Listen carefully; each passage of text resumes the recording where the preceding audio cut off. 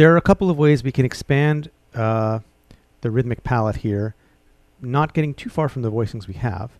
And the first way is just to play them in a more sustained way and break up the chords. Instead of hitting all 3 notes at once, we're going to grab the 2 middle strings and then kick the high string with an upstroke before resolving the chord and then doing a similar kind of move. So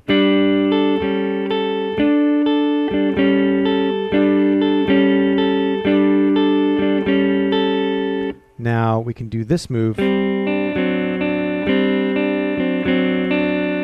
the D chord. Again, I'm just playing middle 2 strings and then using an upstroke to get the 2nd string this time and letting it ring. And that would work on E as well.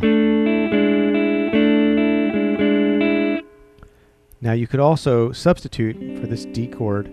You could, instead of playing the root D on the 3rd fret of the 2nd string, you could replace that with the 5th of the chord at the 5th fret on the high string. That would give us this chord. This would be another way to play D7 sus and then resolve to D7. And then you'd have this.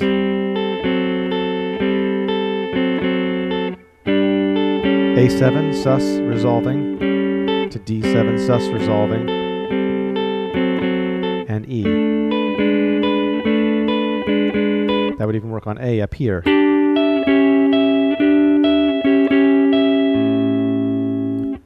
And finally, you can also include, you've got an open A here, so you could just use the middle 2 notes of the chord on the 5th and 7th strings and get a pedal point going, just a repeated bass note going with the A.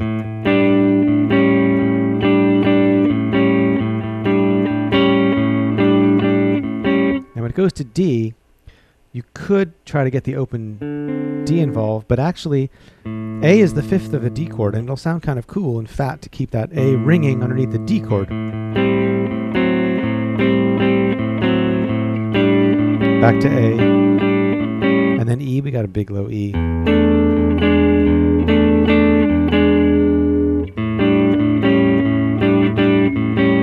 So we can put all those things together to go through a few choruses, keeping things really interesting while using basically the same colors from chorus to chorus.